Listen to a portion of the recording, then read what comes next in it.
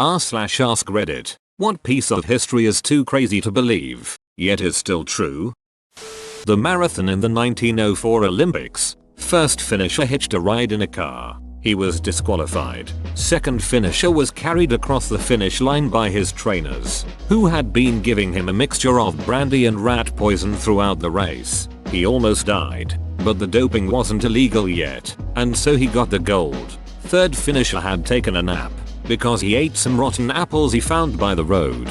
Fifth finisher had been chased for a mile in the wrong direction by wild dogs. Several entrants had never run a race before, and there was a South African delegation of runners who weren't even part of the Olympics. They were just students who were in town who wanted to take part. Also, there was a Cuban mailman who tried to go for the prize money to afford a ticket back home. Seriously, why isn't this a movie yet? So basically an Olympic version of Rat Race, or it's a mad world. I can get behind that movie idea. Best part. South Africans ran barefoot. One was chased by a dog, and they both placed highly at 9th and 12th. I'm more impressed by the guy who took a nap and still managed to finish third. The son of one of my old teachers runs ultra marathons and is so good that during one he felt sick and stopped at a health station to nap for an hour, and then went on to win by over 3 hours against his nearest competition. Guy's nuts.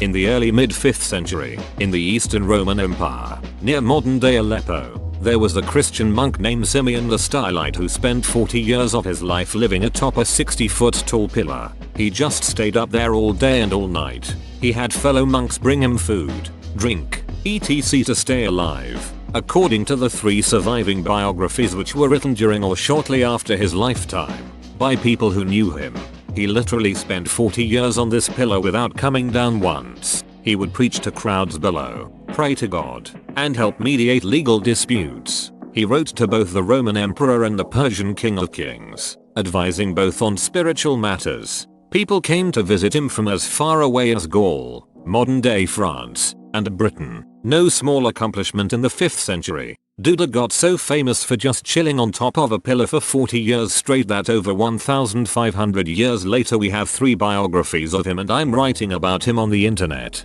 Seriously, how do you poop and pee from on top of the pillar for 40 years? Some dudes will need to shovel all the craps away from the pillar bottom every day. The pillar was kind of cone-shaped, including the surrounding dirt, after 40 years. An army was sent to capture Napoleon and he persuaded them and took command of it. Imgane being the one in Paris to have to relay that message along. Speech 100. An illiterate teenage peasant girl heard voices of saints and archangels telling her to kick the English out of France. So she did it.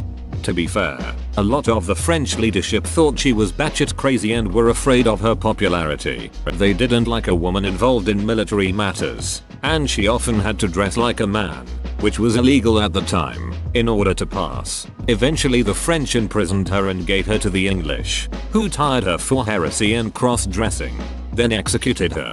The French helped the English kill her.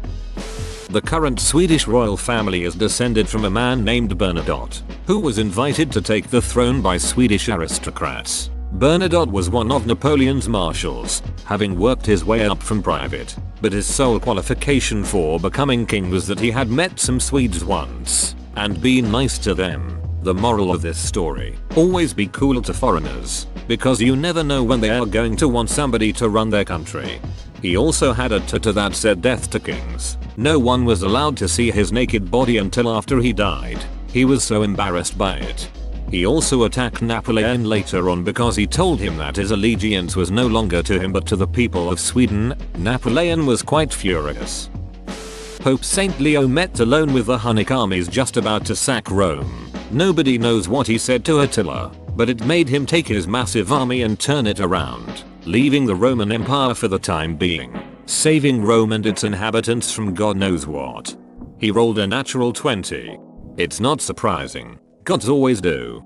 In reality the Huns had just sacked and completely demolished Aquileia, so they had tons of gold and were probably paid off with a little more. Also, they most likely were dealing with famine since they didn't have great supply lines like the Romans did. Not that he isn't brave for confronting Attila, but in reality it was more likely that external factors led to the Huns' retreat opposed to some divine intervention and words from a pope.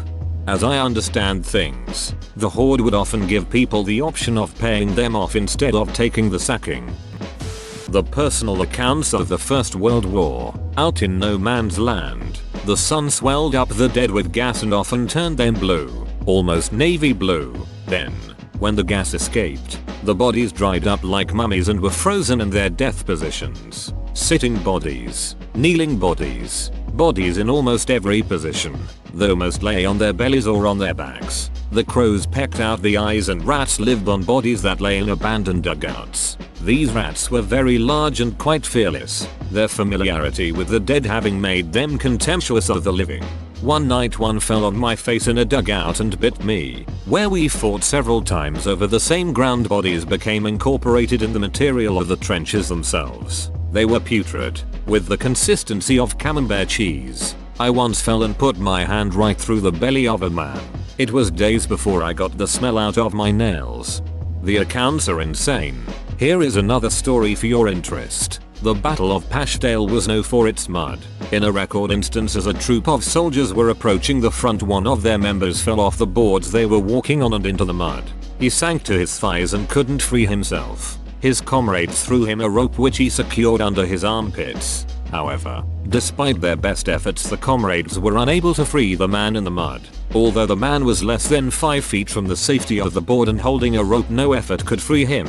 Eventually an officer forces the stuck man's comrades to move onto the front. After their rotation on the front, 4 days, the same troop retreated along the same path. Returning, they passed the stuck man who was still alive. He had been driven mad by exposure, raving as they passed, and had sunk up to his neck. The soldiers kept moving, leaving him to die. Listen to Dan Carlin's Hardcore History podcast, Blueprints of Armageddon, if you wish to learn more about World War I.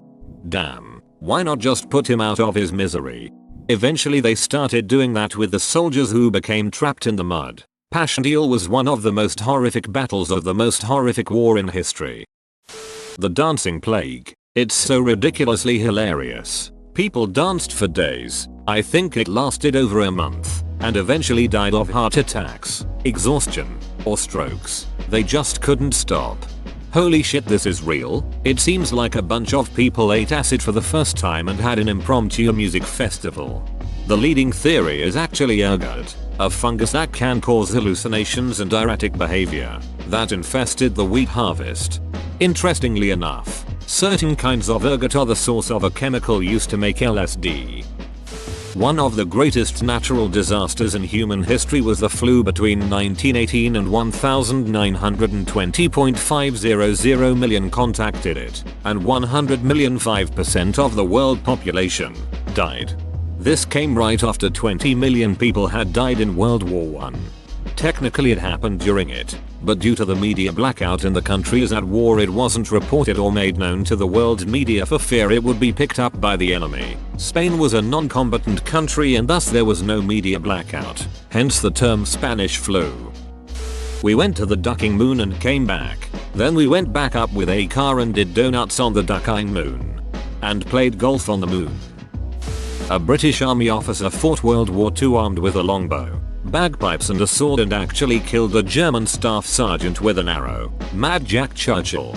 Not quite as butch, but equally eccentric is Digby Tatum Water. He trained his men to use bugle calls in case their radios were disabled, and they eventually were. He also carried an umbrella into battle, because he had trouble remembering passwords, and felt that anyone who saw him with it would think that only a bloody fool of an Englishman would carry an umbrella into battle. He later used that umbrella to disable an armored car by sticking it through the observation slit and poking the driver in the eye. Another eccentric World War II character, Joe Medicine Crow. His service in the war qualified him as the last war chief of the Crow Nation. He completed all 4 tasks required to become a war chief: touching an enemy without killing him, counting coup, taking an enemy's weapon, leading a successful war party, and stealing an enemy's horse.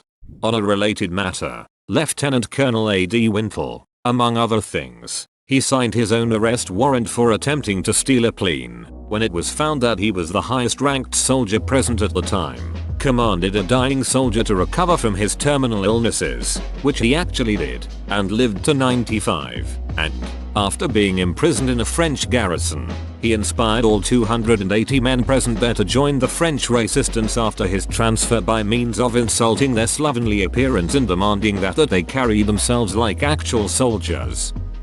Russia invaded Ukraine in 2014, and the world did almost nothing about it. Our thoughts and prayers are with the Ukrainians. The Great Emu War gets me every time. Like, as if it weren't embarrassing enough that there was a Great Emu War, we lost. When nuclear power was conceived and reactors were built, they did all of the math without calculators and computers, used slide rules. How many of us crunch on that handy phone calculator every day? I know I do. That 2 bombs in Hiroshima and Nagasaki instantly killed 70 to 80,000 people in the blink of an eye. And they were the lucky ones. The stories I've read of people that were too far away from the blast to die instantly but close enough to have their faces melted are horrible. It really does hit home the whole NK situation and what could happen if they were to launch an actual nuclear attack. Then there's always that story of the guy who was in Nagasaki when it got bombed, then transported to Hiroshima for medical treatment and got bombed again. Who was that Chinese leader who didn't have a big enough army to repel invaders, so he just left the gates wide open? The invaders were so convinced that he was confident because he had a huge army and they left. If you're talking about Zhuge Liang Sima Yi, it's actually a bit more complicated than that. Zhuge Liang was a brilliant, sneaky ass bastard that had a reputation for ambushing the shit out of his opponents and using the environment to his advantage, thus destroying large armies with a small number of men. Seriously, read up on him. Dude did some insane shit. Sima Yi was his rival, and was a cautious man, with his speciality being unraveling his opponent's plans before they began. Since Sima Yi tended to have more men and resources, he started winning battles against the former once he started really coming into his own. Because let's be real, more men is pretty much a guarantee to win like 95% of the time. So Zhuge Liang has to protect this city with next to no army, like less than 1,000 people. Literally, if he fights any kind of battle here, he will lose. His only option for survival is not to fight, and that's looking more and more impossible until he hears that his rival is leading the opposing army, and then he gets this brilliant idea.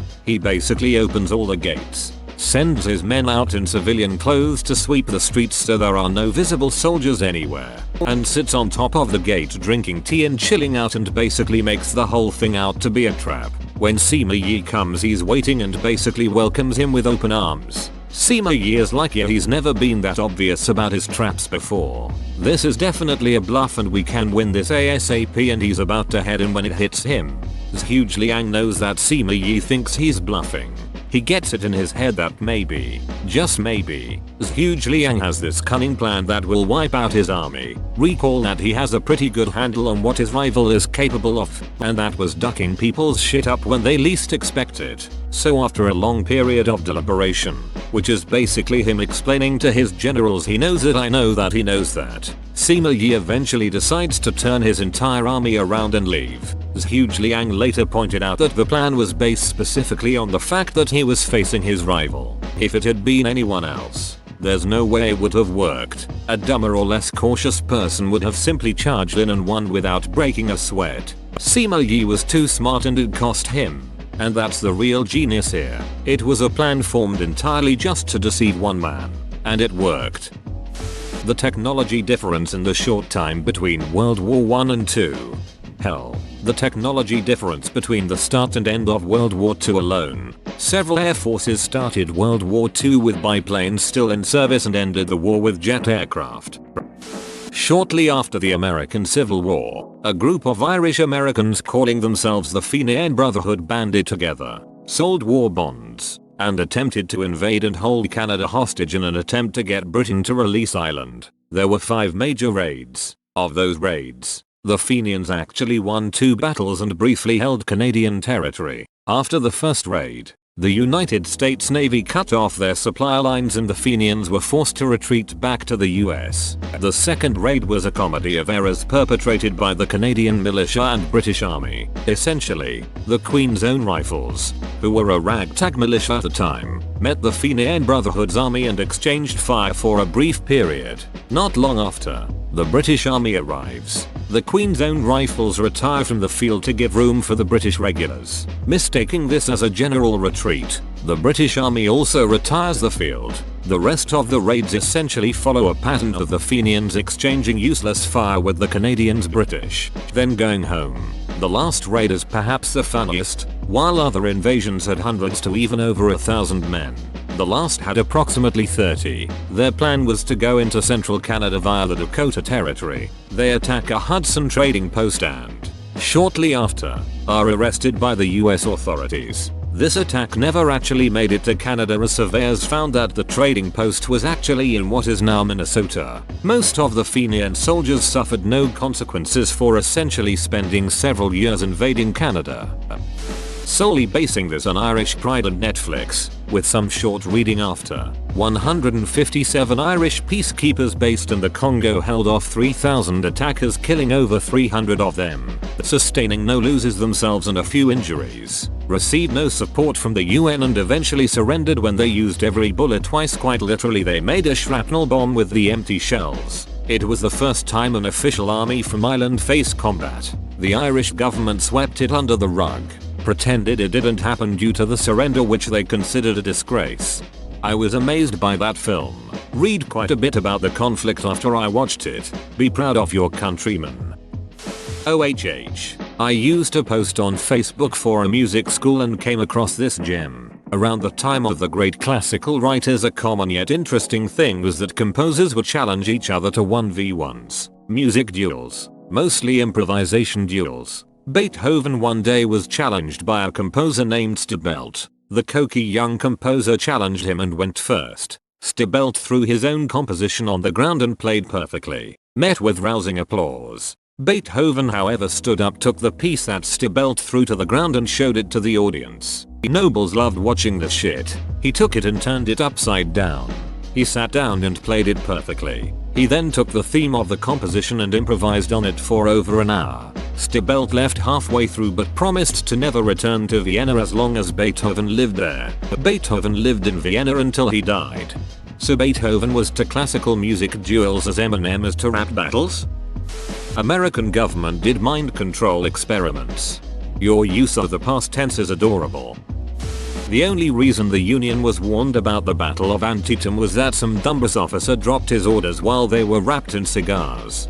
Harry Turtledove wrote an 11-book series imagining what might have happened had they not lost those orders. The Confederacy wins the War of Secession and establishes themselves as an independent nation. The series then follows history until the end of World War II, with the USA and CSA on opposite sides in both world wars. Australia introduced cane toads to eliminate cane beetles, but turns out they had no interest in eating the cane beetles, so they had two problems on their hands.